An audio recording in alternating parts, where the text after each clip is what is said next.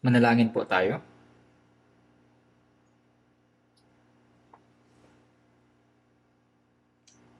Aming mahabaging Amang Diyos,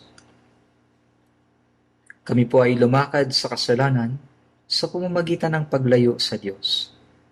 Ang Panginoong Hesus ang tumanggap ng sumpa at kahatulan sa halip na kami, at hinugasan ang aming mga kasalanan magpakailanman sa pamamagitan ng kanyang kamatayan at ng mahalagang dugo. Kaya hindi na kami muli tatanggap ng kahatulan at sumpa. Nagpapasalamat po kami sa dakilang biyaya na ito. Sa oras pong ito, kami na naligtas sa pamamagitan ng mahalagang dugo ng Panginoon ay nagpapasalamat dahil kami ay nakakapagtipon sa harapan ng Panginoon na nagpupuri sa dakilang biyaya at pag-ibig ng Panginoon. Nag-aaral ng salita at makapag-fellowship. Naniniwala po kami na ang Diyos ay kasama namin sa oras na ito.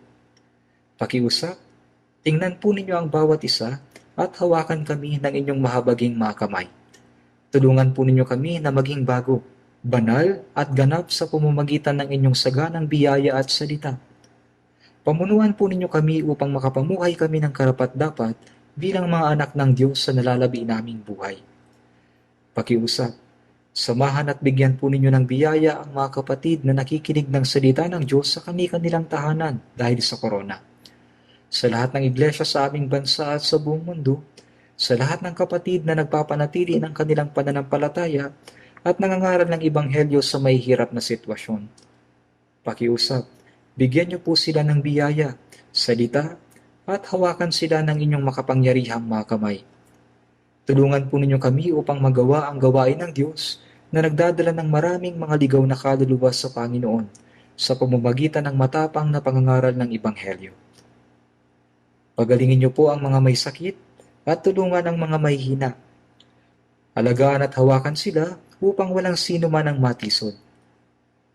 Panginoon na nagbibigay sa amin ng kailangan naming salita ayon sa panahon at nagtuturo sa amin ang daan na dapat naming lakaran. Ipaunawa mo po sa amin ang kalooban ng Diyos sa pamamagitan ng inyong salita na nais ninyong ipahayag sa amin. Ipahintulot po ninyo na mapanatili ang salita sa aming mga puso at buhay at hindi maging mga tagapakinig na malilimutin. Sa oras pong ito, kami po ay umaasa sa Panginoon at sa banal na Espiritu. Idinadalangin namin ito sa pangalan ng Panginoong Hesus. Amen. Buksan po natin ang ating mga Biblia. Galatia Kapitulo 5.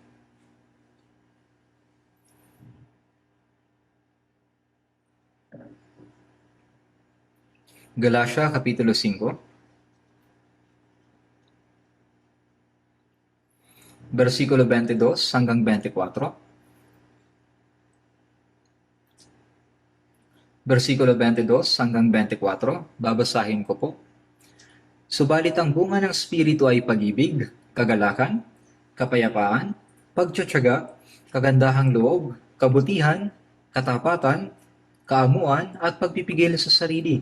Laban sa mga ito ay walang kautusan. At ipinako sa krus ng mga na kay Kristo Jesus ang laman na kasama ang masasamang pagnanasa at mga kahalayan nito.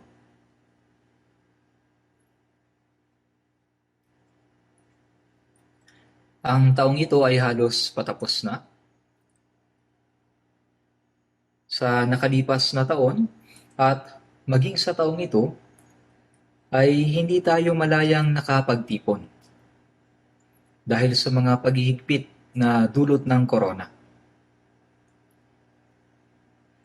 Ako po ay lubos na nangihinayang dahil hindi tayo malayang nakapag-evangelize at nabuhay ng malaya sa ating buhay Kristiyano.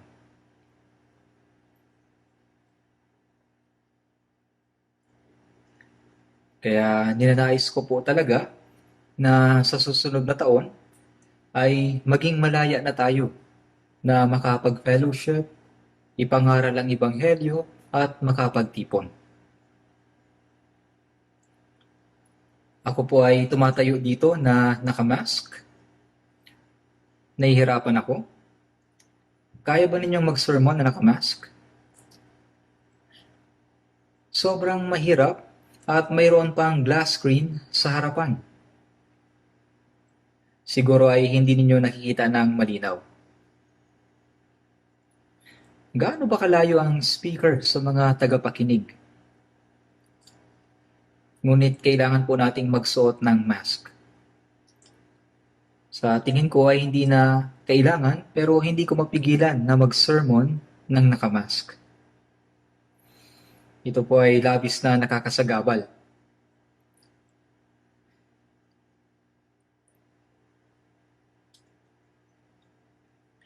Gayunpaman, ako po ay lubos na nagnanais na matapos na ang sakunang ito sa lalong madaling panahon upang magkaroon tayo ng malayang paligid.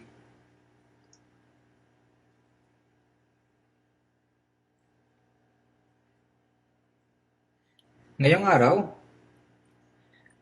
pag-aaralan po ulit natin ang may pamagat na mapuno kayo ng Espiritu Santo. Ipagpapatuloy po natin ang napag-aralan noong nakaraang linggo. Pagkatapos ng kaligtasan, ang mga Kristiyano ay lumalago sa kanilang pananampalataya at nababago ang kanilang puso at buhay sa pamamagitan ng saganang biyaya at katotohanan at pagpupuno ng Espiritu Santo. Ang mapuno ng Espiritu Santo ay nangangahulugang tayo ay binabago ng Espiritu at tayo rin ay nabubuhay ayon sa Espiritu.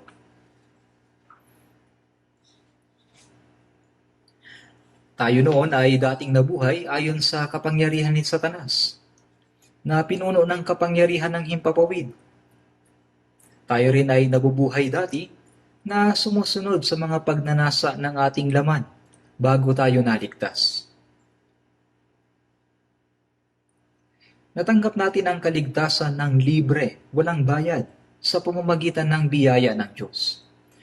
Dapat tayong mamuhay ng karapat-dapat bilang mga anak ng Diyos at bilang Kristiyano pagkatapos ng kaligtasan. May isa sa katuparan ito sa pamamagitan ng masaganang biyaya at kapangyarihan ng banal na Espiritu, at hindi sa pamamagitan ng ating sariling pagsisikap at kalooban. Kaya ang mga Kristiyano ay dapat na mabago. Nalalaman nating mabuti na ang buhay Kristiyano ay hindi isang relihiyosong pamumuhay. Hindi ito buhay na dumadalo lamang sa church, na nagpupuri, nananalangin, at nakikinig ng salita ng paulit-ulit ayon sa mga panahon. Ang ating puso at buhay ay dapat na nababago sa araw-araw sa pamamagitan ng biyaya at salita ng Diyos at sa kapangyarihan ng Espiritu.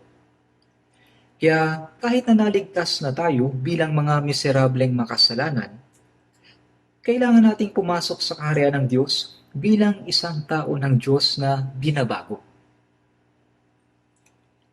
Bagaman hindi tayo lubusang mababago na kagaya ng Diyos, kailangan nating pumasok sa kaharian ng Diyos na binabago ng higit at higit pa sa maluwalhati at banal na katawan. Ang mga uod ay nananatili sa lupa sa loob ng 7 taon at pagkatapos ay nagiging kuliglig at lumilipad papalayo. Bago maging isang kuliglig ay mayroong proseso. Bago at pagkatapos ng kaligtasan, tayo rin ay kailangang unti-unting mabago at maging bagong tao hanggang sa pagpasok natin sa kaharian ng Diyos. Kaya sa pagbabalik ng Panginoon ay kailangan nating tumayo sa kanyang harapan na maluwalhati at walang kahihiyan. Kaya kung tayo ay mapupuno ng Espiritu, tayo ay makakapamunga ng mga bunga ng Espiritu.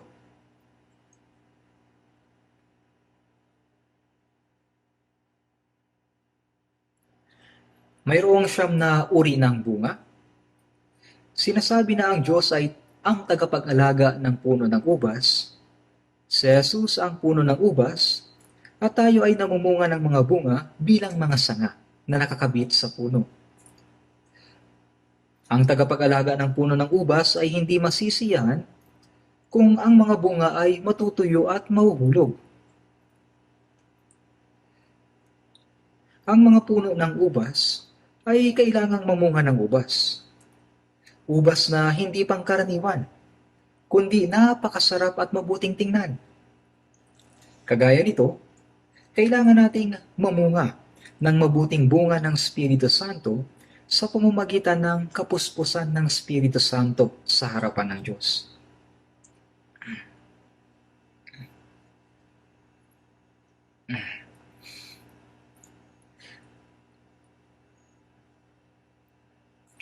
Mayroong siyam na bunga ng Espiritu Santo.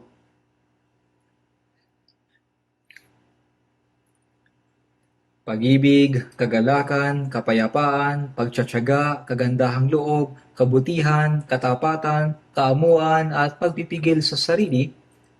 Ngayon, ako po ay magsasalita patungkol sa ikasyam na bunga, ang pagpipigil sa sarili. Inakala ko dati na ang pagpipigil sa sarili ay isang simpleng bunga lamang. Subalit nalaman ko sa pamamagitan ng Biblia na mas marami pala kaysa sa iniisip ko ang mga salita na patungkol sa pagpipigil sa sarili. Ang pagpipigil sa sarili ay hindi simple. Kailangan muna nating alamin kung ano ba ang pagpipigil sa sarili upang makapamunga ng mga bunga nito. At kailangan din nating alamin kung ano ang dapat nating gawin upang mamunga ng siyam na bunga ng Espiritu Santo. Ang kaligtasan ay sa pamamagitan ng biyaya ng Diyos. Kung paanong ang Diyos ay nagbibigay ng biyaya sa mga naghahanap ng kaligtasan, tinutulungan tayo ng Diyos na mamunga, tinutulungan ng Diyos na mamunga ang mga gustong mamunga ng bunga ng banal na Espiritu. Yaong mga taong nasisiyahan lamang sa relihiyosong pamumuhay na walang interes, mga labas-pasok lang sa simbahan, ay hindi kailanman magbubunga. Kaya nga dapat nating naisin na magbunga sa pamamagitan ng kapuspusan ng banal na Espiritu. At dapat tayong sumunod sa salita ng Diyos sa isang tapat na puso at buhay. At tutulungan tayo ng Diyos na magbunga ng mga bunga ng banal na Espiritu. Sa huling sermon, nagsalita ako tungkol sa kabuuang bunga ng banal na Espiritu. At idinagdag ko ang salita sa unang Korinto, Kapitulo 9, versikulo 24. Hindi ba ninyo nalalaman na ang mga tumatakbo sa isang takbuhan ay tumatakbong lahat, ngunit iisa lamang ang tumatanggap ng gantimpala? Kaya tumakbo kayo sa gayong paraan, upang iyon ay inyong mapagwagwagyan. Sa panahon ngayon, ang gantimpala ay parang gintong medal sa Olympics. Tumakbo kayo sa gayong paraan upang iyon ay inyong mapagwagyan. Ang buhay Kristiyano ay parang pagtakbo upang makamit yung gantimpala. Ang isang mananakbo sa takbuhan ay hindi pwedeng mamuhay na gaya ng mga karaniwang tao na hindi mananakbo. Kailangan niyang magtiis sa napakahirap na pagsasanay sa loob ng mahabang panahon. Minsan ay kailangan siyang manatili sa training camp na hindi umuwi. Siya ay sinasanay sa pagkontrol ng pagkain, oras ng pagtulog, at sa buong buhay ay sinasanay upang maging mas mahusay. Ganyan din ang mga sundalo. Ang sundalo sa isang pangkat ay iniiwan ang kanyang pamilya, mga kaibigan, mga libangan, at dapat siyang dumaan sa matinding pagsasanay upang maging isang mahusay na sundalo. Ganito rin ang ating buhay Kristiyano. Ang buhay Kristiyano ay hindi madali. Siya ba na labas-pasok lang sa simbahan at namumuhay sa sarili niyang paraan ay isang mabuting Kristiyano? Churchgoer lang siya. Isang Sunday Christian. Hindi ganyan ang Christian life. Pagkatapos maligtas, ay kailangan tayo na sanayin. Sanayin katulad ng isang atleta na napili para sa Olympics. Kailangan nating magkaroon ng pag-iisip na gaya ng atleta na tatakbo sa isang karera sa stadium. Sa Filipos Kapitulo 3, versikulo 14, nagpapatuloy ako tungo sa mithiin para sa gantimpala ng dakilang pagtawag ng Diyos kay Kristo Jesus.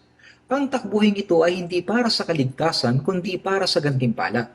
Sinasabi ng iba, sapat na ako ay ligtas. Hindi ko na kailangan niyang gantimpala. Hindi ito mabuting pag-iisip bilang isang Kristiyano. Mayroong walang hanggang kaluwalhatian sa langit. At ang kaluwalhatian ay hindi ibibigay sa sino man ng libre, kundi kagaya sa isang nagwagi bilang isang gantimpala. Bagaman magkakapareho ang kaligtasan na ibinigay sa lahat ayon sa biyaya ng Diyos, ang kaluwalhatian ay hindi ibibigay sa atin na pantay-pantay o magkakapareho. Alam natin yan.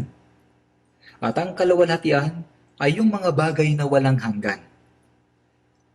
Mga walang hanggang bagay.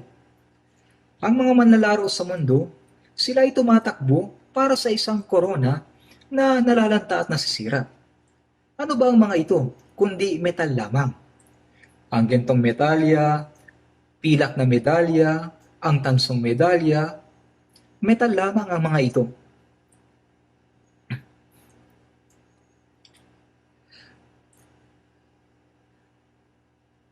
Ang mga medalya ay pansamantalang karangalan lamang.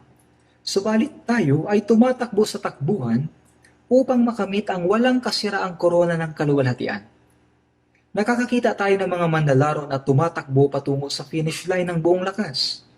Kahit na pagod na sila, pinipilit nila na huwag huminto at tinitiis nila ang sakit. Katulad ng mga manlalaro, kailangan din nating gawin ang kaparehong bagay. Ang mga naunang banal at mga Kristiyano ay nanonood sa ating pagtakbo. Sa Hebreo Kapitulo 12, versikulo 1, kaya't yamang napapalibutan tayo ng gayong kakapal na bilang ng mga saksi. Pinapanood din tayo ng Panginoon. Ang mga naunang banal ay tumakbo sa gayong paraan at pumapalakpak sila sa atin upang tumakbo tayo mabuti. Laban! Pinapanood nila tayo. Nanonood din ang Panginoon sa ating pagtakbo at tinutulungan niya tayo.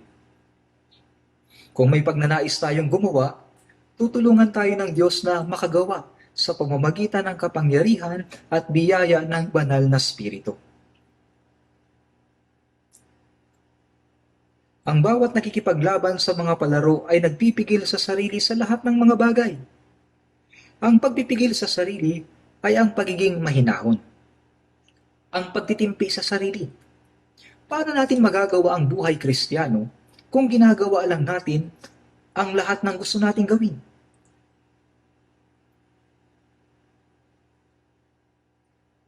Paano tayo mabubuhay para sa kaluwalhatian ng Panginoon ayon sa kalooban ng Diyos kung yung gusto lang nating tingnan, pakinggan, at gawin ang ginagawa natin? Kung hindi natin pinipigilan ang mga pagnanasa ng ating laman, ay hindi tayo makakapamuhay ng naayon sa banal na Espiritu. Napakaraming beses na po nating narinig ang mensaheng ito. Ngunit anong pakinabang kung hindi naman natin susundin? Kailangan po nating isagawa ito. Sa unang Pedro Kapitulo 2, versikulo 11, mga minamahal, ipinapakiusap ko sa inyo bilang mga dayuhan at ipinatapon na kayo ay umiwas sa mga pagnanasa ng laman na nakikipaglaban sa kaluluwa. Hindi natin itinutuon ang ating pag-iisip sa lupa. Tayo ay nabubuhay sa mundong ito bilang mga dayuhan at manlalakbay.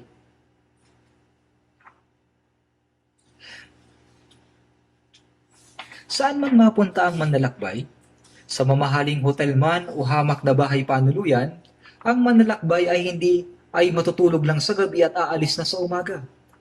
Kapag magandang lugar ba ay doon na siya titira? Hindi. Ang mga manlalakbay ay umaalis sa kinabukasan. Kaya para sa kanila, ang lahat ng mga bagay ay pansamantala.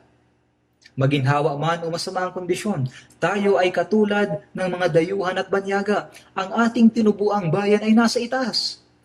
Ang lugar na makakapagpahinga tayo ay wala sa sanlibutan ito, kundi nasa kaitaasan. Umiwas sa mga pagnanasa ng laman na nakikipaglaban sa kaluluwa. Ganito ang dapat nating gawin bilang mga taong may pag-asa sa langit.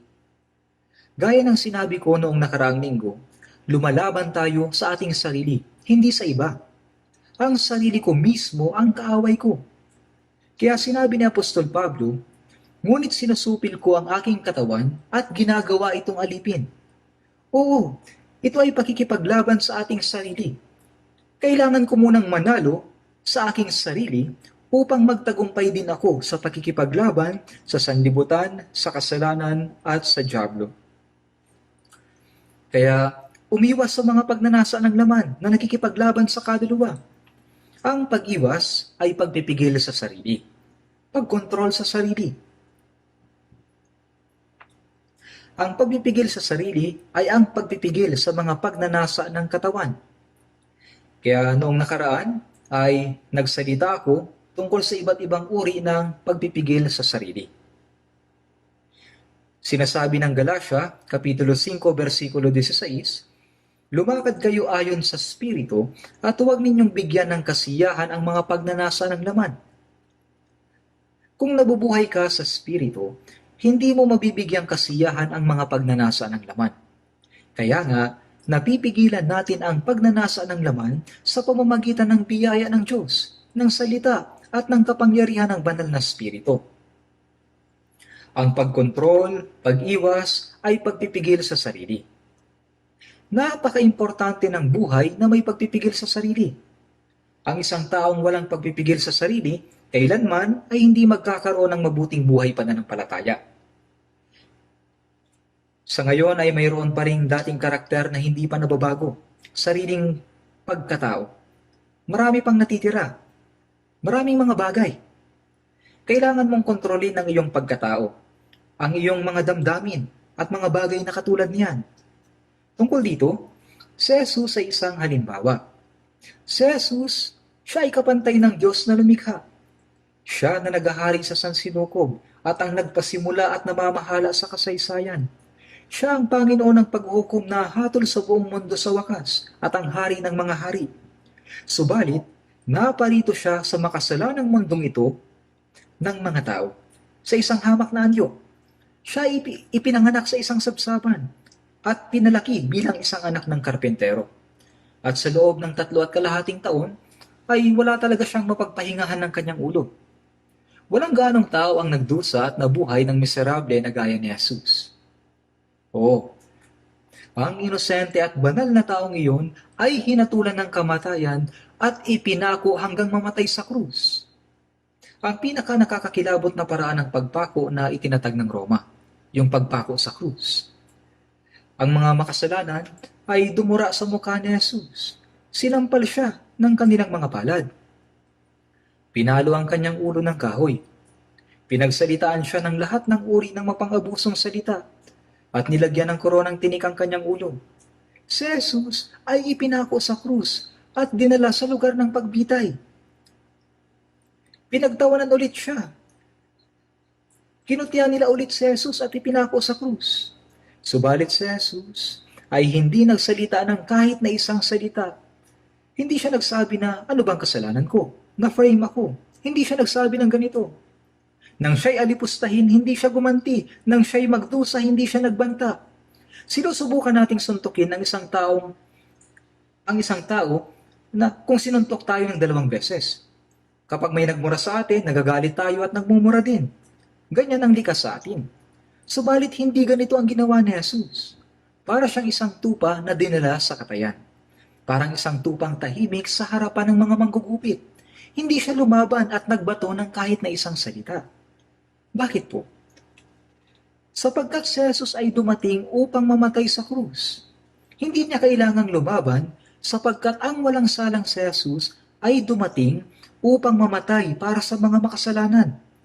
Si Jesus ay hindi sapilitang ipinahiya at ipinako sa krus. Siya ay kusang loob na naparito upang iligtas ang mga makasalanan sa pamamagitan ng pag-ako sa lahat ng kanilang pagdurusa at kahihiyan.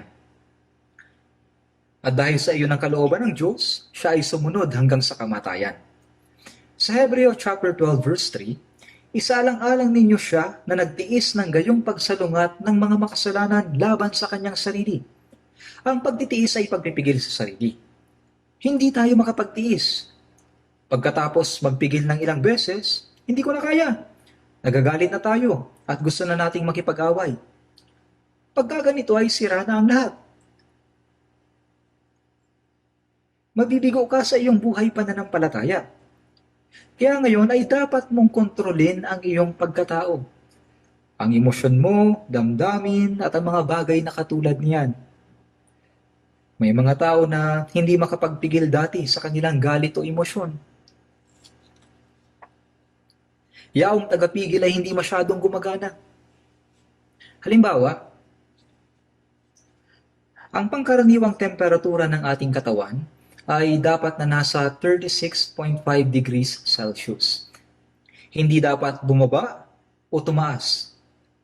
Kapag ang temperatura ng katawan ay tumaas masyado, magkakaroon ng isang malaking problema. Nakakamatay ito. Ang Diyos ay naglagay ng isang kasangkapan sa katawan ng tao na kusang pumipigil sa ating temperatura. Subalit ang mga emosyon at pagnanasa ng laman ay walang kusang pumipigil dito. Kung ikaw ay napupuno ng banal na spirito, ang banal na spirito ang automatikong pipigil dito. Pero kung hindi ito makokontrol ang kanyang sarili at sasabog. Minsan ay maamo tayo na katulad ng tupa, pero sa isang iglap ay nagiging nakakatakot na tulad ng leon o tigre. At lumalabas ang mga mapang-abusong salita at mga masasamang salita sa bibig ng isang napakaamong tao. Hindi niya ito mapigilan. Hindi makontrol ng taong iyon. Sinisira niya ang kanyang sarili. Kapag may nagkamali laban sa atin, isinusumpa din natin. Kapag 2 beses akong sinaktan ng taong iyon, sasaktan ko siya kahit 1 beses. Kung ganyan ang gagawin mo, pwedeng gumaan ng kaunti ang loob mo. Pero lubos mong sinisira ang iyong sarili. Ngayon ay kailangan kong sabihin sa inyo ang ilan pang mga bagay. Isa pa sa pagpipigil sa sarili, yung sexual na pagnanasa dapat na mapigilan. Kapareho sa salitang pagkontrol at pagtitimpi, ang bawat isa ay likas na madaling kapitan ng mga sexual na pagnanasa at mga tukso. May mga pag-uudyok na nanggagaling sa sarili nating pag-iisip at mayroon ding tukso na nanggagaling sa labas. Kahit na sino ay pwedeng matukso. Maging mga Kristiyano ay hindi lusot dito, sapagkat hindi pa tayo nababago.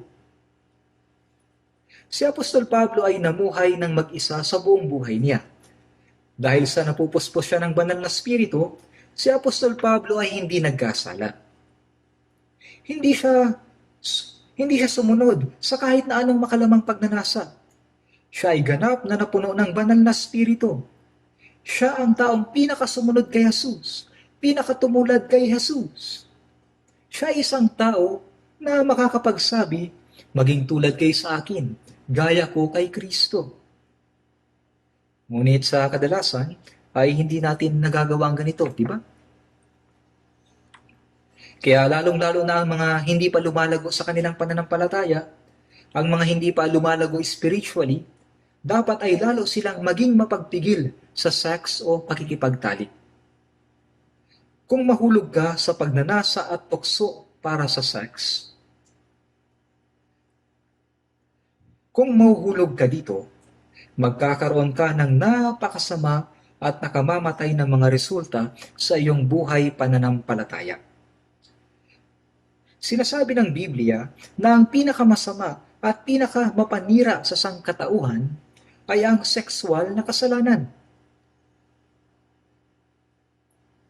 At ang sexual na kasalanan ito ay isa sa mga kasalanan na pinakakinamumuhian ng Diyos.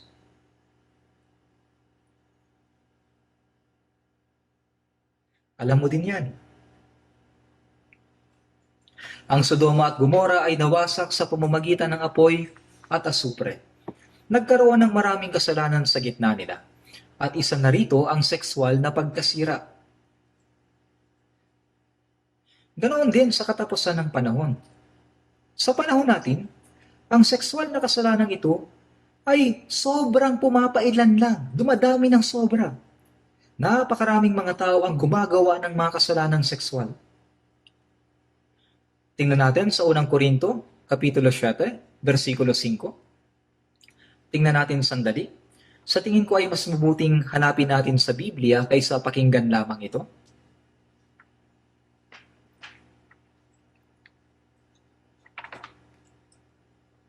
Tingnan natin sa unang Korinto, Kapitulo 7, versikulo 5. Huwag pagkaitan ng isa't isa, maliban kung may pagkasunduan ng ilang panahon, upang maiukol ang mga sarili sa pananalangin. At pagkatapos ay muli kayong magsama, baka kayo ay tuksohin ni Satanas dahil sa kakulangan ng pagpipigil sa sarili.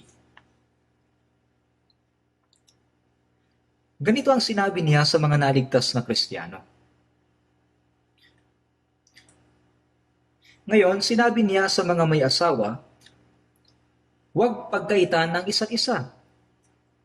Kung maaari, hindi ninyo dapat pagkaitan ng isa't isa. Ang mag-asawa ay dapat na natutulog sa iisang kwarto.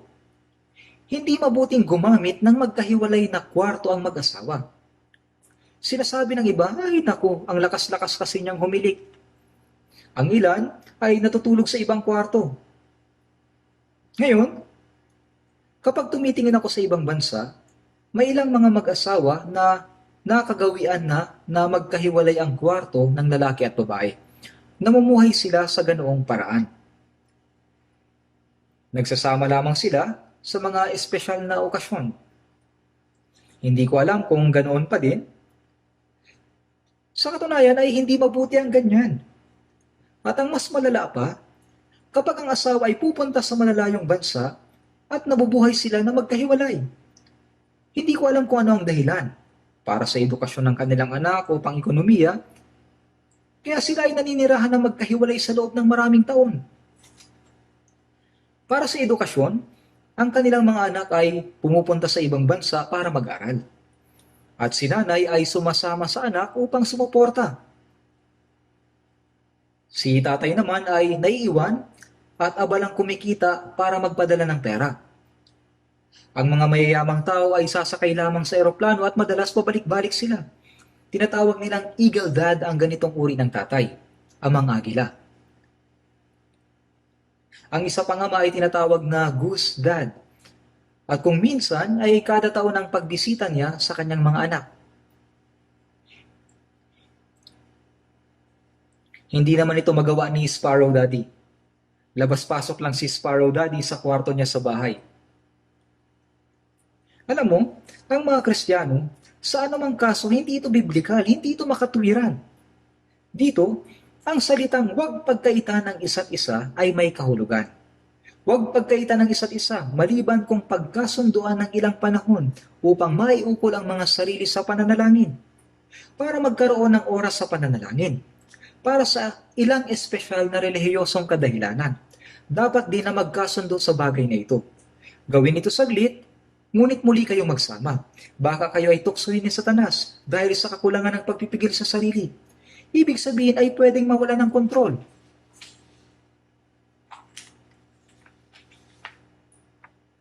Ang isang tao ay may sexual na pagnanasa. Ngunit dahil sa hindi niya ito mapigilan, siya ay natutokso ni Satanas. Ang asawa ng isang babae ay umalis ng ilang taon para kumita ng pera. At sa ilang kaso, ang naiwang asawang babae ay nagkakaroon ng ibang karelasyon.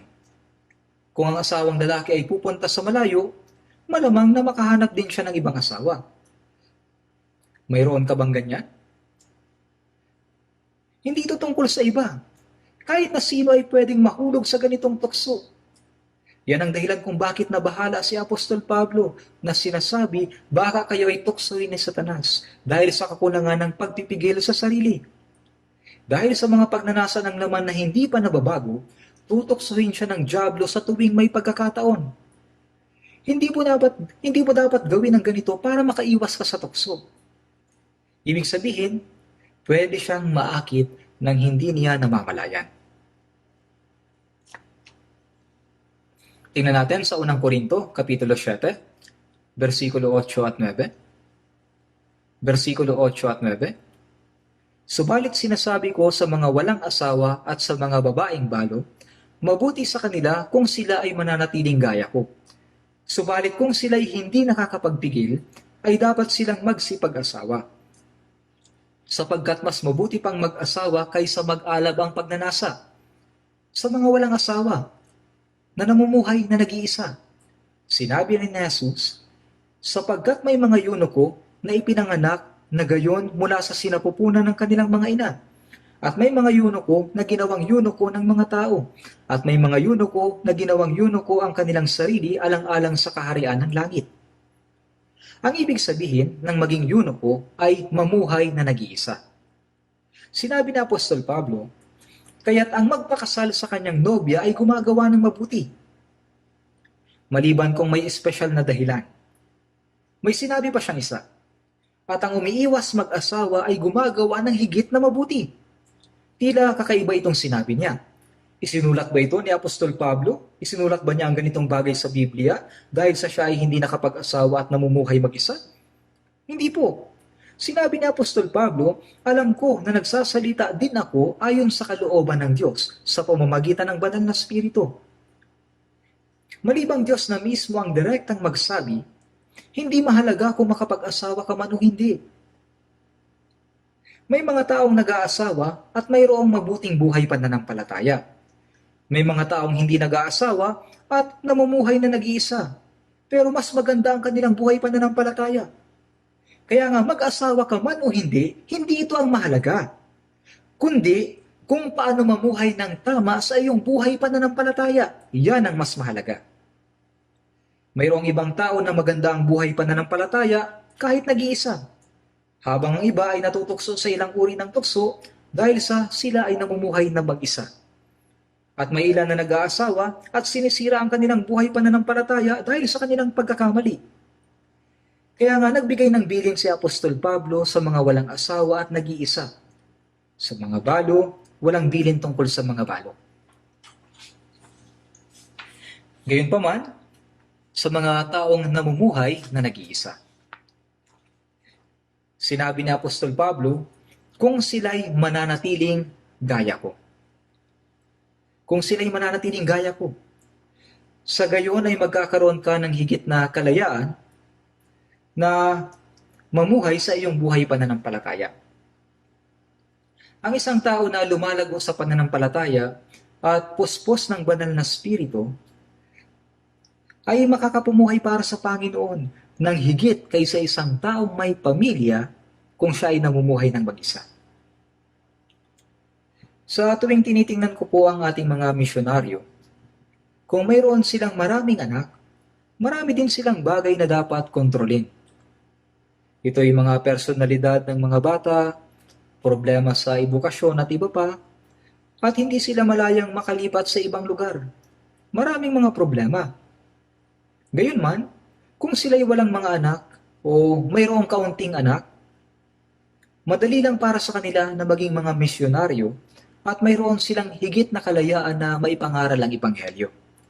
Gayunpaman, napakabuting bagay kapag ang mga anak ay lumaking mabuti at makapamuhay ng masigasig para sa Panginoon. Ito ay isang mabunga at dakilang resulta. Napakabuti din na maaari silang mabuhay ng malaya para sa Panginoon kapag wala silang anak. Kaya sinabi ni Apostol Pablo, kung sila'y mananatiling gaya ko, ngunit kung sila'y hindi nakakapagpigil, ay dapat silang magsipag-asawa, sapagkat mas mabuti pang mag-asawa kaysa mag-alab ang pagnanasa. Kung ikaw ay hindi makapagpigil sa sarili, kung hindi mo kayang mapigilan ang sexual na pagnanasa na nag-iisa, mag-asawa ka hanggat maaari. Pero, hindi ka pwedeng mag-asawa ng kahit na sino. Sinabi niya sa mga mag-aasawa ulit, ngunit kung patay na ang kanyang asawa, malaya na siyang makakapag-asawa sa kanino mang ibig niya, lamang ay sa Panginoon. Sa pagitan ng mga Kristiyano, ang kasal ay talagang napaka-importante. Makakalakad ba ang dalawa na magkasama, malibang sila ay mayroong ginawang tipanan? Sa Amos 3:3, kung ang dalawang tao ay nagtutulungan na may iisang pananampalataya at pag-asa, at iisang layunin sa buhay, makakapamuhay silang mabuti para sa Panginoon sa halip na mag-isa. Kung hindi naman, hindi nila alam kung gaano ito makakagambala sa kanilang buhay pananampalataya. Kaya dapat itong gawin sa Panginoon. Sinabi ng Biblia, ngunit kung sila'y hindi nakakapagpigil ay dapat silang magsipag-asawa. Ano man ang mangyari, kung hindi natin na kaya, pwede tayong matukso. Itong isyong sexual ay napakasensitibo sa ating buhay. Ayaw talaga ng mga tao na mapag-usapan ng tungkol dito. Pero ang totoo, kung titingnan natin sa ikalawang Timoteo, Kapitulo 2, versikulo 22, si Timoteo ay isang pastor, siya ay kamanggagawa ni Pablo, at siya ay anak ni Pablo sa pananampalataya. Kaya sinabi niya kay Timoteo, layuan mo ang masasamang pagnanasa ng kabataan. Ikaw din ay dapat na lumayo sa mga pagnanasa ng kabataan. Dahil sa si Timoteo ay isang kabataan, siya ay mayroong malakas na pagnanasa ng kabataan. Ano ang dapat niyang gawin? Lumayo. Anong ibig sabihin ito? Lumayo? Kung ayaw mong matukso, huwag mong bigyan ng pagkakataon na matukso ka. Ang isang kabataang lalaki at isang kabataang babae ay mahuhulog sa tukso kung sila ay magkasama sa isang liblib na lugar o magkasamang mamamasyal at pupunta sa malayong lugar. Naalala ko ang ilang mga bagay na natutunan ko nung ako ay nasa seminaryo pa bago ako naligtas. Mga pastor, ibanghilista, huwag kayong magkakaroon ng house visitation na nag-iisa. Kapag may counseling, kung babae ang nagpapa-counsel, ay iwanang bukas ng maluwang ang pintuan. Pwede kang matukso o ma-misunderstood. Ganyan ang sinasabi ko. Kung ikaw ay magdi-visitation, isama mo ang iyong asawa o ibang mga tao. Walang problema yon. Hindi ka pwedeng pumunta na mag-isa. Sa katunayan, nakakita ako ng mga nahulog sa tukso dahil dyan. Kaya ang ibig sabihin ng layuan mo ang masasamang pagnanasa ng kabataan, ay kailangan nating lumayo sa mga sitwasyon na pwede tayong matukso. Hindi tayo dapat magbigay ng pagkakataon na matukso. Hindi tayo dapat gumawa ng lugar kung saan pwede tayong matukso. Kung mahuhulog ka sa pagnanasa ng kabataan, mawawala ang iyong katayuan bilang isang ibanghilista. Pwede itong mawala sa iyo. Napakadelikado nito. Marami na tayong nakikitang ganitong kaso sa mundo. General, kongresista, ang ilan sa kanila ay nahulog ng dahil sa ganitong klase ng issue. Ito ay isang kahiyahiyang problema. Mga leader din. Ang pangalan ng leader ay nalulugbok sa putik.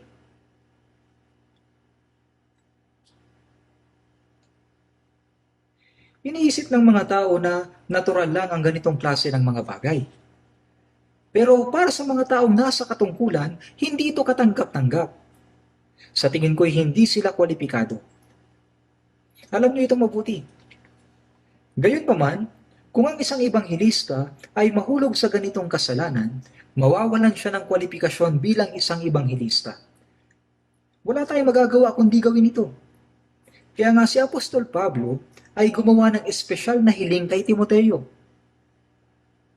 Ang kamanggagawa at ibanghilista na para niyang anak sa pananampalataya.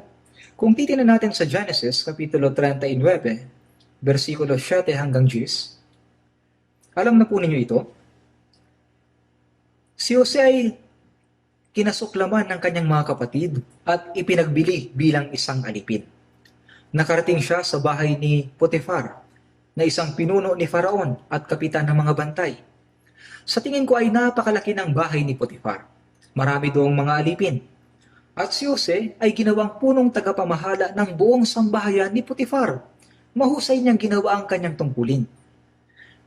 Pero yung asawa ni Potifar, si Potifar ay umaalis tuwing umaga upang maglingkod sa hari. Naiiwan mag-isa ang kanyang asawa. Habang si Jose ay nagtatrabaho ng maigi, ang asawang ito ay patuloy na nangungulit at nangaakit, pakindat-kindat. Pakindat-kindat. Walang oras si Jose na pansinin siya. Pero patuloy ang kanyang panunukso. Walang tigil. Kaya palaging tumatakas si Jose. Isang araw, ang asawa ni Potifar ay sinubukan ulit siyang tuksuhin. Hinawakan niya ang kanyang balabal at sinabi, "Sipingan mo ako." Sinabi ni Jose, "Tingnan Tingnan mo, ang aking Panginoon ay hindi nakikialam sa akin tungkol sa anumang bagay na nasa bahay. At ang kanyang pag-aari ay ipinamahala sa aking kamay, maliban sa iyo, sapagkat ikaw ay kanyang asawa. Paano ngang magagawa ko itong malaking kasamaan at kasalanan laban sa Diyos? Sandali lang ito.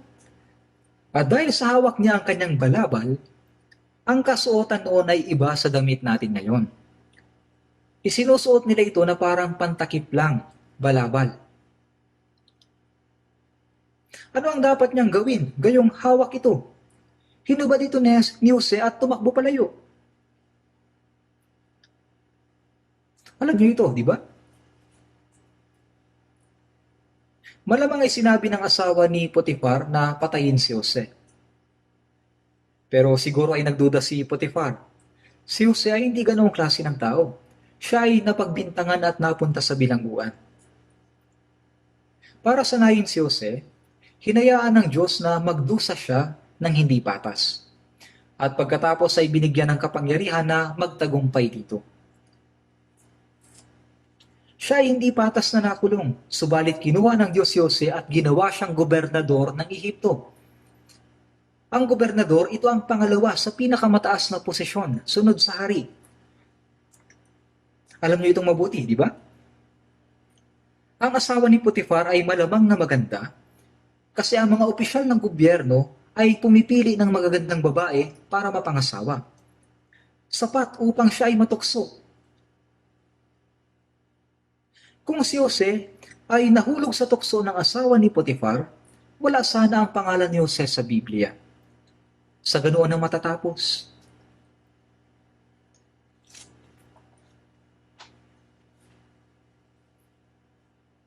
At alam ninyo ang naging problema ni Haring David ng Israel?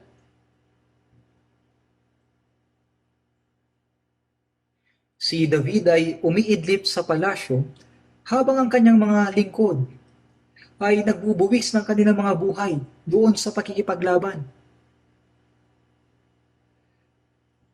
At pagkagising niya ay meron siyang nakita na isang babaeng naliligo. Mula roon, sa itaas ng palasyo ay nakita niya naliligo. Naliligo, kaya nga napakaganda sa paningin ni David. Alamin mo kung sino ang babaeng iyon. Siya pala ang asawang babae ni General Urias. Tawagin niyo siya para makapag-tsaa kami. Uminom lang ba sila ng tsaa? Siya ay nagkasala ng pangangalunya. Sa aking opinyon, kung gusto niyang maligo, ay dapat na isinara niya ang mga kortina at mga bintana. Pero para bang gusto rin niya na makita siya? At bakit naman pinanood? Siya ay asawa ng isang tapat na lingkod. Sa tingin ko ay medyo playboy itong si David, kaya siya ay nagkasala ng pangangalunya.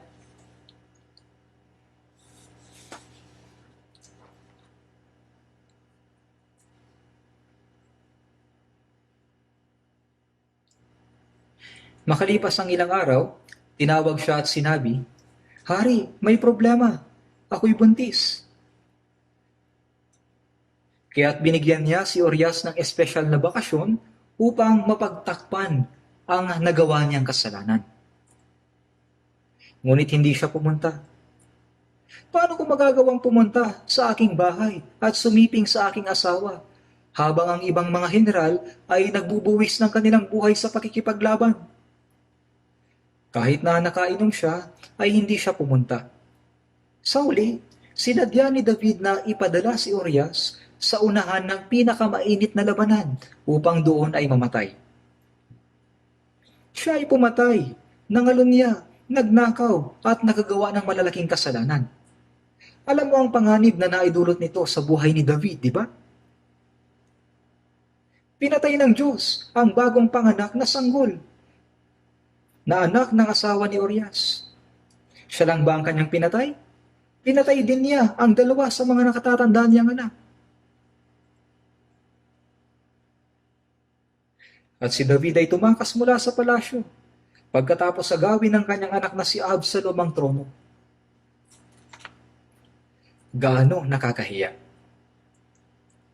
Ang anak ni David na si Absalom ay naglagay ng mga tolda sa bubungan at lantaran sinipingan ang mga asawang lingkod ng hari sa harap ng napakaraming tao. Wala nang mas nakakahiya pa kaysa riyan. Siya ay nagkasala ng panandalian. Pero ang disiplinang tinanggap niya ay kakilakilabot. Hindi natin lubos maisip kung gaano katindi ang naranasan niyang sakit.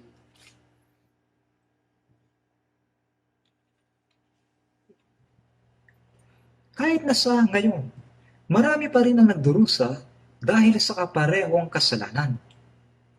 Nakakakita ako ng hindi mabilang na mga hindi mananampalataya na gumagawa ng kaparehong kasalanan. Paano nila nagagawa ang ganitong klase ng bagay? Sobrang nakakahiya. At alam mo ba, mayroong ding ilan na mga Kristiyano na katulad nila. Mayroon silang kakilakilabot na disiplina na matatanggap mula sa Diyos.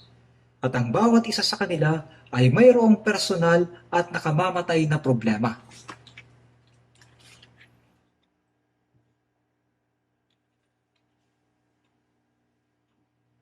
Kaya sa unang Tesalonica, Kapitulo 3, versikulo 5, sa takot na baka sa anumang paraan, kayo'y natukso na ng mananukso at ang aming pagpapagal ay mawalan ng kabuluhan. Tinutukso tayo ng mananukso at mayroon tayong sexual na pagnanasa sa loob natin. At yung mga hindi pa nabago ay tinutukso ng Diablo. Ang Diablo ay patuloy na nagbibigay ng pagkakataon upang tayo ay magkasala. Maraming beses ito. Ito ay nakikita at naririnig natin.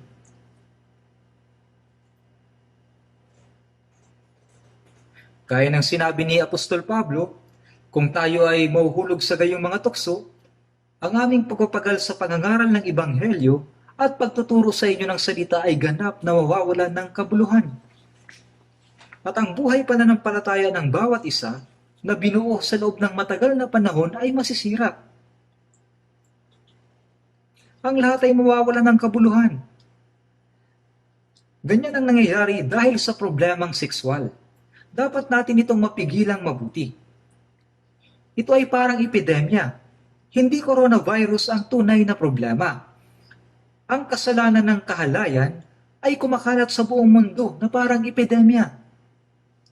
At maraming tao ang nasisira dahil dito. Marami sa mga Kristiyano ang bumagsak sa kanilang buhay pananampalataya.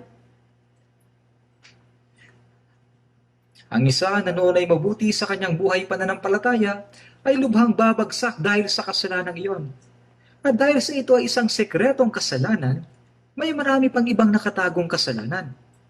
Ito ay isang problema na lumilitaw dahil sa hindi pagpipigil na mabuti. At ang isa pang bagay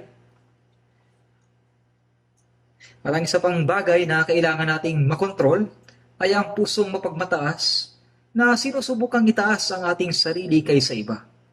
Ang tao ay may likas na pagkamaiinggitin. Kapag ang iba ay mas mabuti kaysa kanila, naiinggit sila. Ang mga tao sa mundo ay nagnanais na umangat sa pamamagitan ng pagyapak sa iba upang maitaas ang sarili nila. Ang mga Kristiyano ay hindi dapat na gumawa ng ganyan. Gaano ba kababa si Jesus? Si Jesus ay nagpakababa.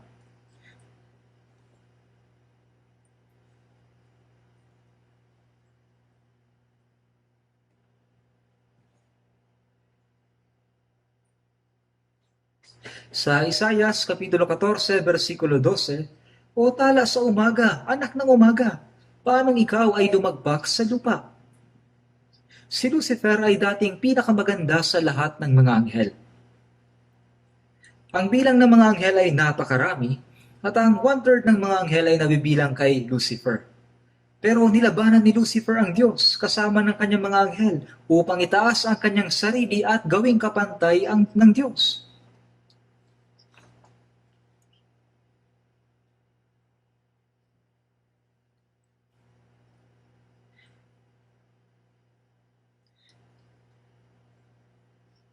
Pagbagsak ni Lucifer at ng kanyang mga anghel, sa Mateo Kapitulo 25, versikulo 41, "Lumayo kayo sa akin, kayo mga isinumpa. Doon kayo sa apoy na walang hanggan, na inihanda sa diablo at sa kanyang mga anghel. Ang impyerno ay ginawa para sa mga nahulog na anghel." Ano ang nagpabagsak sa kanila? Iyon ay ang kanilang pagmamataas. Kaya ang diablo ay naglalagay ng pagmamataas sa puso upang gawing masama ang mga tao.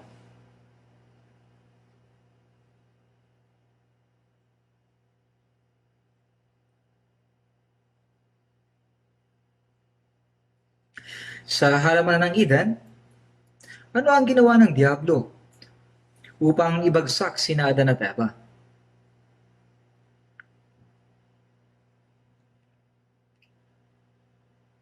Sinabi ba ng Diyos kay Eva na huwag kainin ang bunga ng punong kahoy ng pagkaalam sa mabuti at masama? Hindi. Sinabi ito ng Diyos kay Adan na huwag kainin. Sinabi ng Diyos kay Adan na huwag kainin ng bunga bago likhain ng babae. Pagkatapos ay narinig ito ni Eva mula sa kanyang asawa. Kaya dapat ay ganito ang sinabi ni Eva sa ahas. Walang sinabi ang Diyos sa akin. Kay Adan ka magtanong. Pero hindi ganyan ang kanyang sinabi. Sinabi na nga sa kanya, "Sinabi ba ng Diyos sa inyong dalawa na huwag kumain?" Sa tanong ng ahas ay ibinilang niya si Eva. Kaya sumagot si Eva, "Pwede naming kainin ang iba, subalit sinabi ng Diyos sa aming dalawa na hindi namin dapat kainin." Hindi nagsalita ang Diyos sa kanilang dalawa kundi kay Adan lamang. Ipinantay niya ang kanyang sarili sa kanyang asawa. Pagkatapos ay sinabi ng diablo sa kanya, "Hindi ka mamamatay. Hindi lang hindi ka mamamatay, kundi kapag kinain mo iyon, ikaw ay magiging kagaya ng Diyos." Naiinggit ang Diyos sa inyo. Sinabi niyang huwag kainin kasi baka ikaw ay maging katulad ng Diyos. Kainin mo, masarap. At kapag ikaw ay kumain, ikaw ay magiging matalino. Ang iyong mga mata ay mabubuksan at ikaw ay magiging kagaya ng Diyos. Tinukso siya ng diablo. Nilikha ng Diyos ang tao ayon sa kanyang sariling larawan upang tumulad sa Diyos. Kung tayo ay lubos na susunod sa salita ng Diyos at magpapakumbaba tayo sa harapan ng Diyos, itataas tayo ng Diyos. Subalit ibinababa ng Diyos ang mga nagnanais na itaas ang kanilang sarili at itinatapon sila sa impyerno. Gayunpaman, si Eva ay hindi nakapasa sa pagsubok at ang kanyang asawa ay bumagsak din. Ano ang kanyang kasalanan? Pagmamataas. Maging sa ngayon, ang diablong ito ay pinagniningas ang pagmamataas na nasa atin.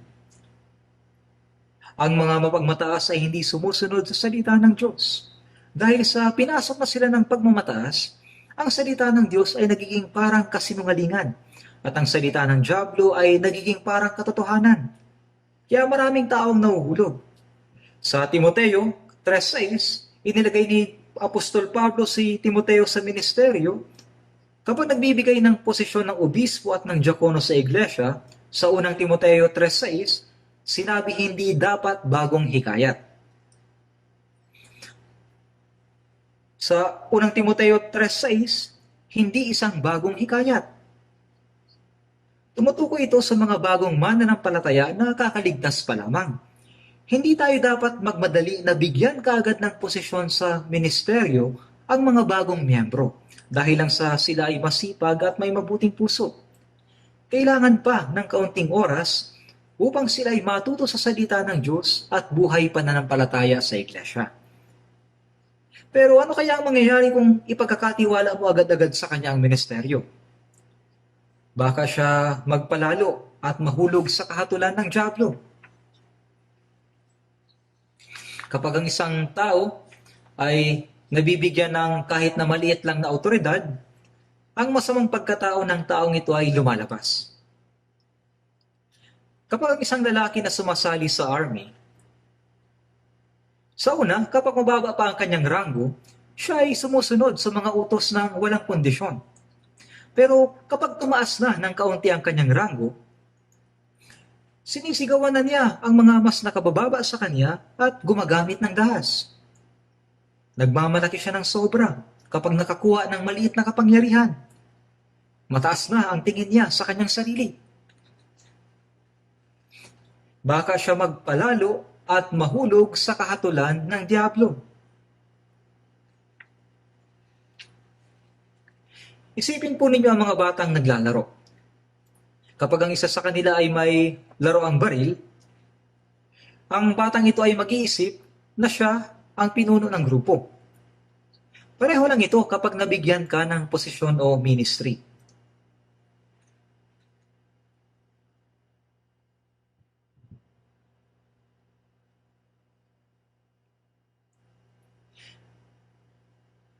Ang iyong posisyon, ang iyong ministeryo ay hindi isang pamunuan na nakabatay sa posisyon. Ibinigay ito sa iyo upang sumunod ka at makapaglingkod sa Diyos. Ang ministeryo ba ay ranggo? Pwede kang mga tuwiran. Ano ba ang, ano ba ang iba o meron sa kanya? Bakit siya tumanggap ng ganyang ministeryo? Paano naman ako? Iniisip mo ba na ang ministeryo ay antas o ranggo?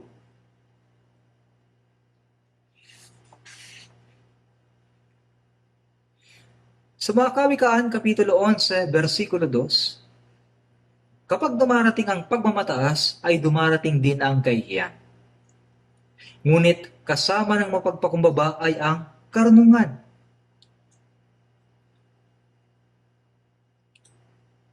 Kapag dumarating ang pagmamataas, ay dumarating din ang kahihiyan. Ang ibig sabihin ng pagmamataas ay gustong kontrolin ng iba.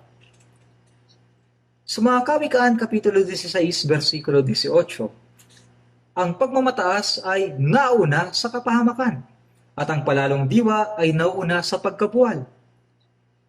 Ang pagmamataas ay nauna sa kapahamakan. Kung ikaw ay mapagmataas, mapapahamak ka. Ang palalong diwa ay nauna sa pagkabuwal.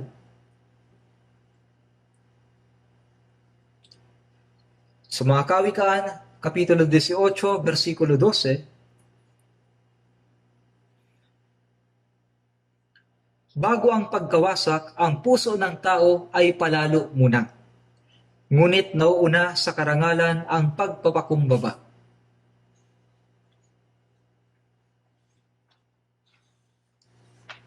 Ang taong nasa kapakumbabaan ay hinahangaan. Isipin ninyo kung gaano ka mapagpakumbaba sa Jesus. Naging masunurin siya hanggang sa kamatayan. Siya ay nagpakababa sa kanyang sarili at naging masunurin hanggang sa kamatayan. At pagkatapos ay itinaas siya ng Diyos at hinayaan siyang maging dakila at ginawa siyang hari ng mga hari at hukom. Sa Santiago Kapitulo 4:6, ngunit siya ay nagbibigay ng higit pang biyaya. Kaya't sinabi, ang Diyos ay sumasalungat sa mga mapagmataas, subalit nagbibigay ng biyaya sa mga mapagpakumbaba. Natanggap natin ang kanyang biyaya na nagligtas sa atin. Maliban dito ay patuloy tayong tumatanggap ng mga karagdagang biyaya. Gaya ng sinasabi sa Juan 1:16. At mula sa kanyang kapuspusan ay tumanggap tayong lahat ng biyaya na sinundan pa ng ibang biyaya. Siya ay nagbibigay ng higit pang biyaya.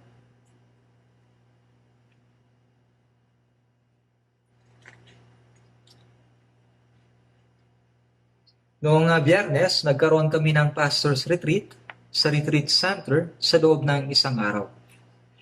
Doon, aking pinagyang diin na kung ikaw ay maging mapagmataas, mamamatay ka. Ang isang mapagpakumbabang brother ay maaaring maging mapagmataas pagkatapos maging pastor, kahit na wala namang dahilan upang ito'y ipagmalaki. Hindi naman lahat ng pastor ay ganito. At narinig ko rin na okay naman dati ang boses ng isang brother noong evangelist pa siya.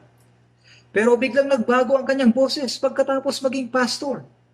Kapag nananalangin siya, ay mas malagong na ang boses at may panginginig pa.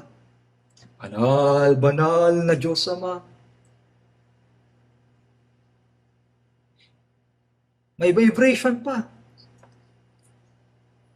Hindi ito pwedeng iugnay sa gawa ng Espiritu Santo. Pastor, mas maganda po ang boses ninyo noon. Hindi niya kailangang baguhin ang kanyang boses.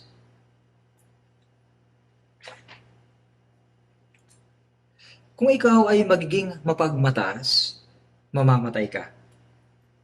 Ang mga tao ay natatakot sa mga malulupit at hindi nila ito hinahangaan.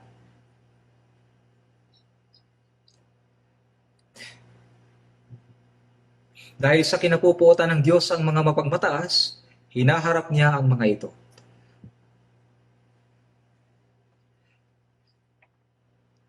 Kaya palagi kong sinasabi na kung mas marami kang gawain sa iglesia, dapat ay mas kakaunti ang iyong salita. Sa halip na maraming sinasabi, dapat maraming ginagawa. Huwag mong hatulan ng iba sa pagsasabing, ano ba ang ginagawa mo habang ginagawa ko ito? Hindi ka dapat magsabi ng ganito kahit na walang ginagawa ang iba. Kung mas marami kang sakripisyo, mas kailangan na ibaba mo ang iyong sarili.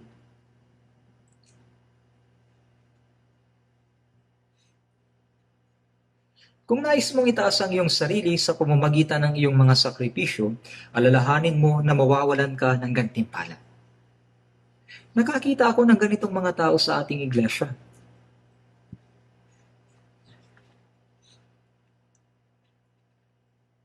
Kaya nga kailangan mong maging mapagpigil sa iyong sarili.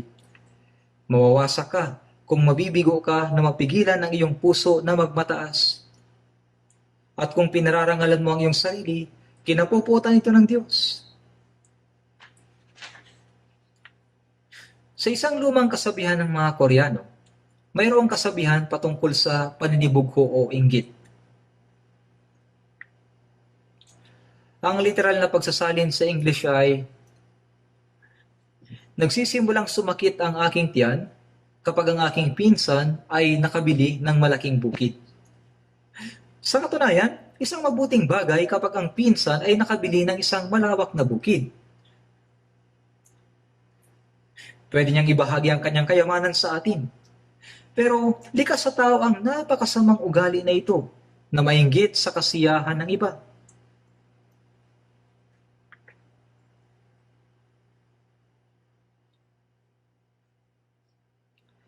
Makigalak kayo sa mga nagagalak, makiiyak kayo sa mga umiiyak. Mas madali na maging malungkot kasama ng mga nalulungkot at umiyak kasama ng mga umiiyak. Subalit hindi madali na makigalak doon sa mga nagagalak. Bakit? Dahil tayo ay naiinggit. Ganito ang masamang likas sa atin. Kaya ang pigilan ng likas na tao ay pagpipigil sa sarili. At ang isa pang bagay na kailangan nating pigilan ay ang kalayaan na magbigay ng layaw sa sarili. Ang labis na pagbibigay ng kasiyahan sa sarili. Ibig sabihin ay ibinibigay ang lahat ng gusto. Ito ay isa rin sa mga likas natin.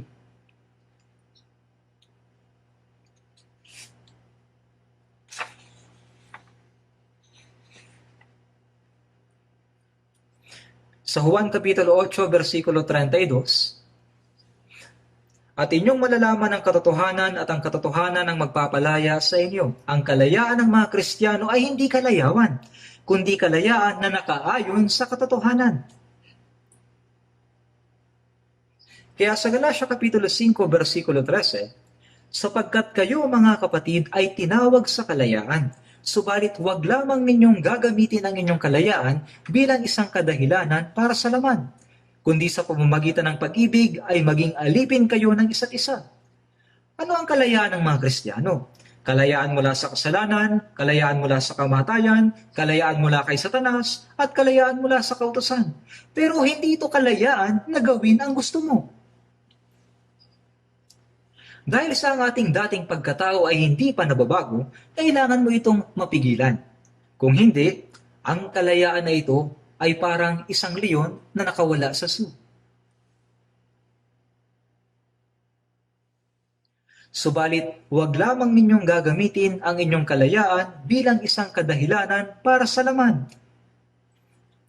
kundi sa pamamagitan ng pag-ibig ay maging alipin kayo ng isa't isa. Pakatandaan po ninyo, ito ay kalayaan na nasa katotohanan.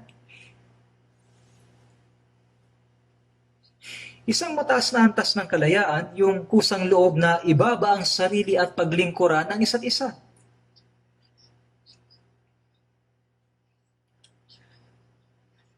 Sa Galatia Kapitulo 5, versikulo 24, at ipinako sa krus ng mga na kay Kristo Jesus ang laman na kasama ang masasamang pagnanasa at mga kahalayan nito. Noong si Jesus ay namatay sa krus, ako ay ipinako din kasama ng Panginoon. Kaya kung tayo ay nabubuhay sa pamamagitan ng Espiritu, lumakad din tayo sa patnubay ng Espiritu. Ngayon ay dapat tayong mamuhay ayon sa biyaya at salita ng Diyos at sa kapangyarihan ng banal na Espiritu, sa pamamagitan ng paglilingkod sa Kanya at sa mga banal. Bilang isang lingkod na may pagmamahal. Sa loob ng mga ito ay may kalayaan tayo. Ang kalayaan na gawin ang anumang gusto mo ay isang kalayawan. Kaya kailangan nating kontrolin ang ating sarili.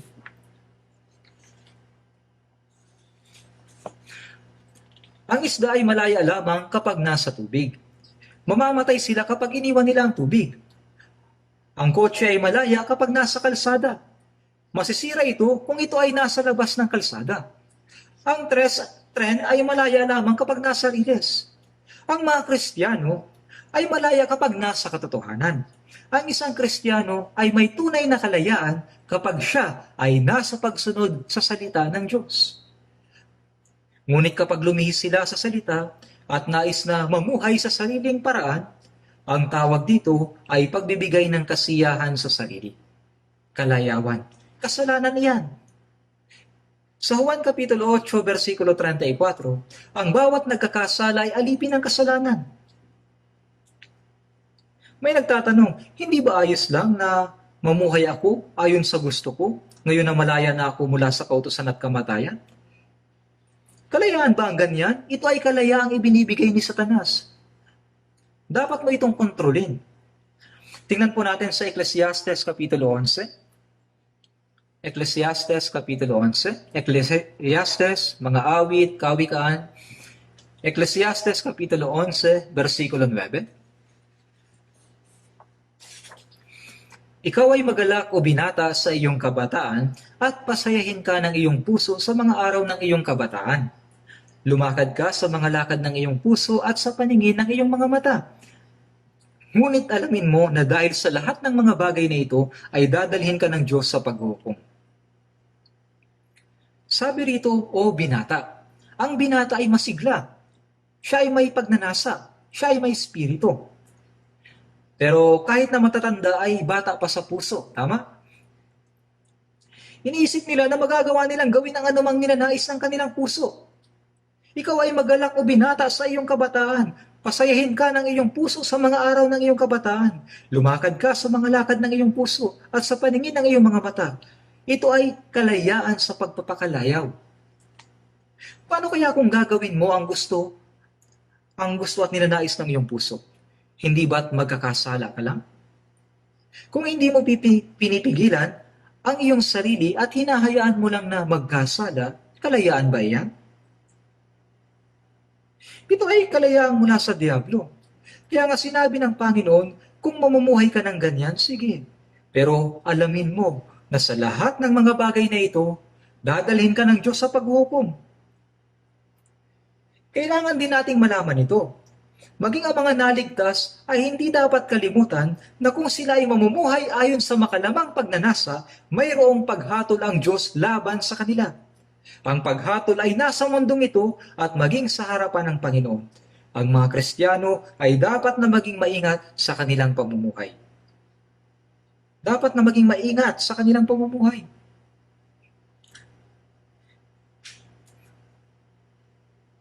Sa unang Korinto, Kapitulo 8, versikulo 9. Subalit mag-ingat kayo, baka ang kalayaan ninyong ito ay maging katitisuran sa mahihina.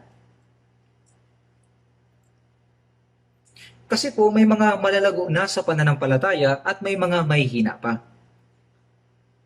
Sa Roma 14:2, may taong naniniwala na makakain ang lahat ng mga bagay, ngunit ang mahina ay kumakain ng mga gulay. Ang isang taong kumakain ng mga gulay ay pinupuna ang iba dahil sa pagkain ng karne. At yung taong lumago sa pananampalataya ay kumakain ng karne at may kalayaan sa kanilang kinakain. Kapag ang isang tao ay hindi kumakain ng ganito o ganoon, pinaparatangan siya. Kahit na yan, hindi mo makain? Huwag hamakin ang kumakain ang hindi kumakain. At ang hindi kumakain ay huwag humatol sa kumakain sapagkat sila'y tinanggap ng Diyos. Pero dapat tayong maging maingat para sa mga may mahihinang pananampalataya. Hindi tayo dapat gumawa ng anumang bagay na kapag nakita nila ay pwedeng maging sanhi ng hindi pagkakaintindihan o pagkatisod. Kapag ang isang Kristiyano ay uminom sa bar, ang ibang tao ay pwedeng magsabi, kahit na naniniwala ka kay Jesus ay mahusay kang uminom. Ang cool mo. Hindi ba't kakaiba yung hindi ka naiinom ng alak dahil lang sa Kristiyano ka? Pero ikaw, kahit na naniniwala kay Jesus, ay umiinom ka. Ang galing mo.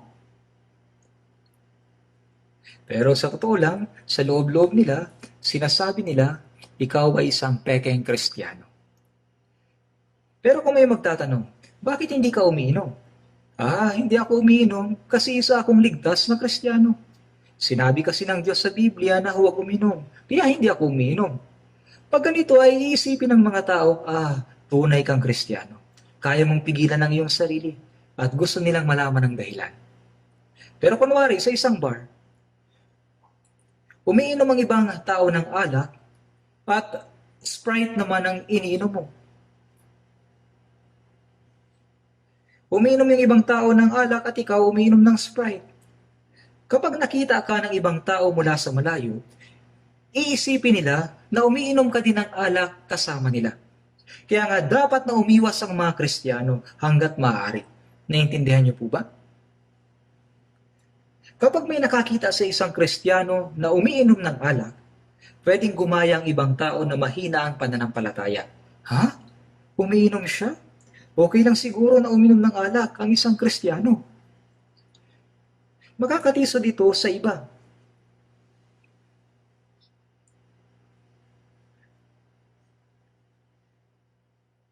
Kaya hindi tayo dapat gumawa ng anumang bagay na pwedeng ma-misunderstand o makatisod sa iba. Yan ang sinasabi sa unang Korinto. Huwag hayaang mahulog ang mahina sa pananampalataya. Kaya sa unang Korinto 8:13, sinabi ni Pablo, kaya kung ang pagkain ay nakapagpapatisod sa aking kapatid, kailanman ay hindi na ako kakain ng karne, upang ako'y huwag makapagpatisod sa aking kapatid. Kung ang isang taong mahina ang pananampalataya ay natitisod dahil sa kumakain ako ng karne, hindi na ako nakakain ng karne sa buong buhay ko, para hindi matisod ang kapatid. Ibig sabihin ay mayroon siyang kalayaan na kainin ito, pero hindi niya kakainin. Kaya ang aking kalayaan ay hindi dapat na maging hadlang sa iba. Kaya sa unang Korinto 10:32, huwag kayong maging katitusuran para sa mga Hudyo o sa mga Griego o sa Iglesia ng Diyos. Ang mga Hudyo ay legalista. Kaya't kumilos si Apostol Pablo na gaya ng tagatupad ng kautusan upang hindi matisod ang mga Hudyo. Ang mga Griego ay kumakatawan sa mga Hintil. Sa harapan ng mga Hintil, siya ay kumilos na tulad ng Hintil. Hindi ito nangangahulugan na siya ay gumawa ng kasalanan na gaya ng Hintil. Huwag kayong maging katitisuran. Ang mga Kristiyano ay hindi dapat maging hadlang upang maibahagi ang Ebanghelyo sa iba. Ibig sabihin, ang kalayaan ng Kristiyano ay hindi dapat maging hadlang sa iba. Sa Roma Kapitulo 12, versikulo 11, huwag maging tamad sa pagsisikap, maging maalab sa Espiritu na naglilingkod sa Panginoon. Sabihin po natin ang sabay-sabay, huwag maging tamad sa pagsisikap, maging maalab sa Espiritu, naglilingkod sa Panginoon. Isa pa, huwag maging tamad sa pagsisikap, maging maalab sa Espiritu, naglilingkod sa Panginoon. Inulit-ulit po namin ito nang magkakasama sa isang leaders group fellowship. Dapat ay maging masipag tayo. Kasalanan para sa mga Kristiyano ang pagiging tamad. Ang ating mga katawan ay likas na tamad. Huwag maging tamad sa pagsisikap. Maging maalab sa spirito. Kung ang Kristiyano ay walang pagsisikap para sa Diyos, nabubuhay siya sa buhay Kristiyano na walang lakas. Huwag nating gawin ito. Ang mga Kristiyano ay mayroong napakaraming gawain. Dapat nating gawin sa church na may maalab na puso ang kahit na maliliit na bagay. Lahat tayo ay may magagawa sa church. Maglinis ng CR, magtapon ng basura, kahit sa kusina. Siyempre sa ngayon ay hindi natin pwedeng gawin. Kung mayroon kang gagawin, pagsikapan mong gawin ang kaya mong gawin. Ito ay paglilingkod sa Panginoon. Ang katamaran ay isang uri ng kalayawan. Kung wala akong gagawin, may problema ba? Hindi. Ito'y isang uri ng kalayawan sa sarili. Umumuhay ng naayon sa gusto ko? Paano? Katamaran ito. Ang katamaran ay pagpapakasasa sa sarili na sinusunod ang pagnanasa ng laman.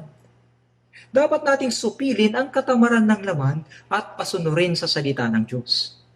Dahil sa ating katamaran at pagpapakasasa, kung babaliwalain natin ang mga gawain ng Diyos na dapat ginagawa natin, ang gawain ng Diyos ay hindi matutupad.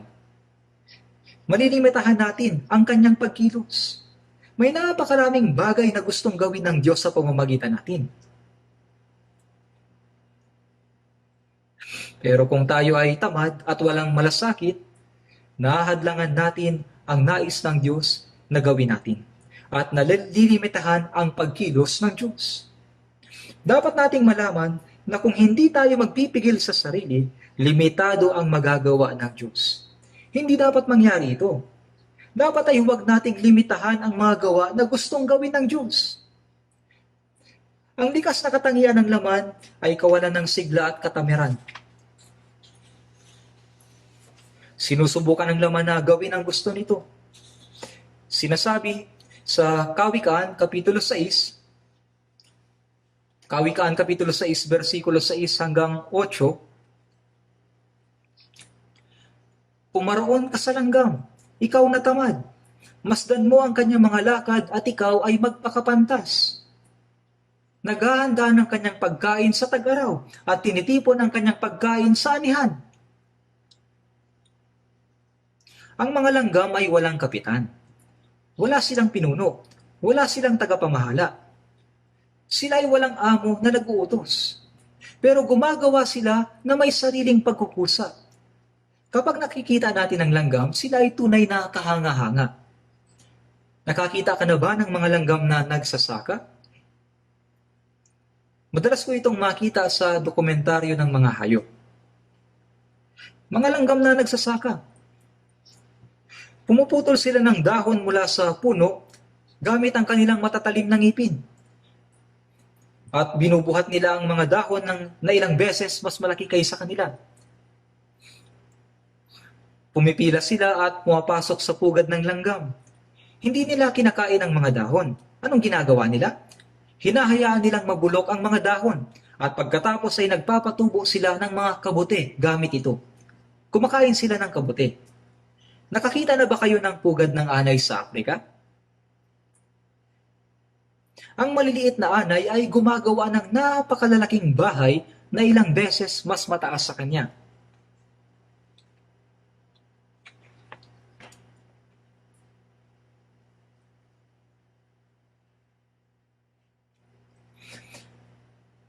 Maging ang mga pugad ng mga anay ay may sistema ng bentilasyon. Ito ay binuo gamit ang mahusay na teknolohiya.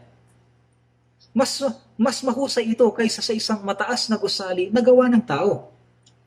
Ang mga maliliit na langgam ay kahanga-hanga kung pagmamasdan natin silang mabuti. Kahanga-hanga sila.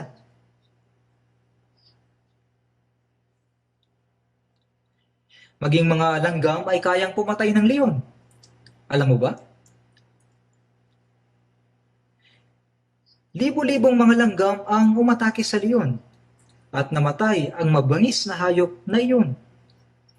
Mayroon silang pag-iisip na nagtutulungan. Iisang pag-iisip, nagtutulungan sa isa't isa at masisipag. Ang mga langgam ay walang kapitan, walang tagapangasiwa, walang pinuno. Ngunit sa panahon ng anihan, naghahanda sila ng pagkain para sa panahon ng taglamig. Ang buhay natin sa lupa ay paghahanda para sa espiritual na mundo. Sa maikling oras natin dito, naghahanda tayo para sa walang hanggang mundo. Kaya't mula sa mga langgam ay dapat nating matutunan kung paano maghanda.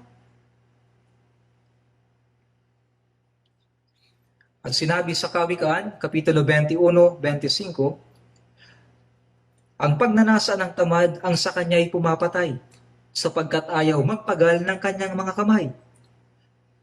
Ang tamad ay tumatanggi sa paggawa. Sabi sa unang Tesalonica, Kapitulo 4, versikulo 11, nasain ninyong mamuhay ng tahimik, gawin ang inyong sariling gawain, at kayo ay magpagal ng inyong sariling mga kamay, gaya ng aming ipinagbilin sa inyo.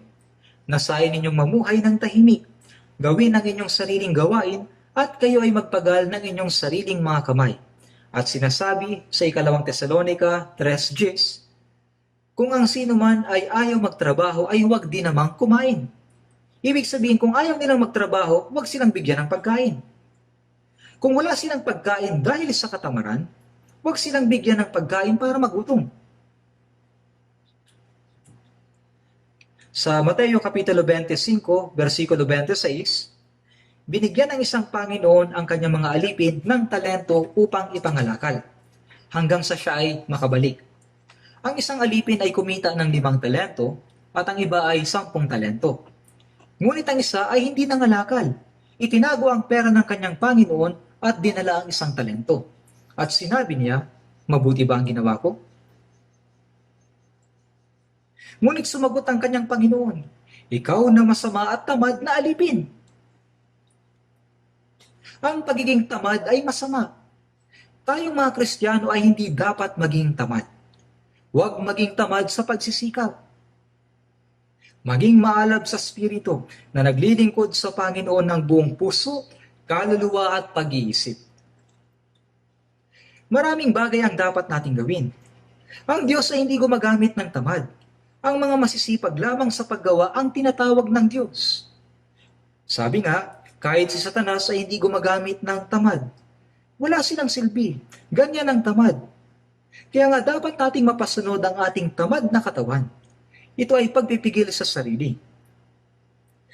Hanggang dito na lamang ako magsasalita sa ngayon. Marami akong mga bagay na ituturo sa inyo sa susunod na pagkakataon. Ang lahat ng natutunan natin ngayon ay pagpipigil sa sarili. Pagpipigil sa sarili. Hindi lang tayo dapat nagmamalaki na ako'y ligtas, isang Kristiyano at anak ng Diyos, kundi dapat tayong magbunga ng bunga ng Espiritu. Itinuturo sa atin ng Biblia ang tungkol sa buhay Kristiyano ng detalyado. Dapat tayong mamuhay na may pagsunod sa Biblia. Dapat nating gawin ito. Manalangin po tayo. Mahabagin naming Amang Diyos, kami po ay tunay na nagpapasalamat na iniligtas ninyo kami sa katapusan ng panahon na itinakda ng Diyos. Tulungan nawa kami at gabayan ng Panginoon sa aming mga kahinaan upang kami ay makapaglingkod sa Diyos. May pangaral ang Ebanghelyo, ibigin ang isa't isa at mabuhay na may pagsunod. Dahil po sa kasakiman ng aming laman na hindi pa nababago, kami ay maraming kahirapan sa aming Kristiyanong pamumuhay. At maraming bagay ang hindi namin nasusunod. Panginoon, pagkalooban mo po kami ng mas tapat na puso at pamunuan mo po kami sa pamamagitan ng salita ng biyaya at kapangyarihan sa Espiritu upang masunod namin ang salita ng Diyos at mamunga ng mabuting bunga ng Espiritu at maluwalhati nawa namin ng Diyos at magbigyan ng kasiyahan ng Diyos sa aming buong buhay. Idinadalangin namin ito sa pangalan ng aming Panginoong Yesus. Amen.